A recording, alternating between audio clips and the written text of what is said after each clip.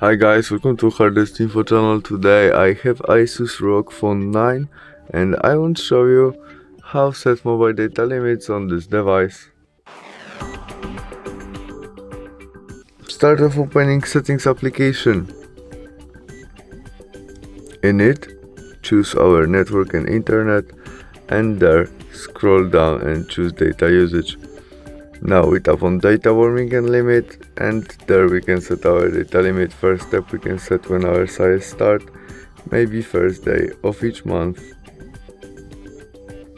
In this part we can turn on and turn off our data warming, and we can set it also in gigabytes, megabytes, what we need and prefer.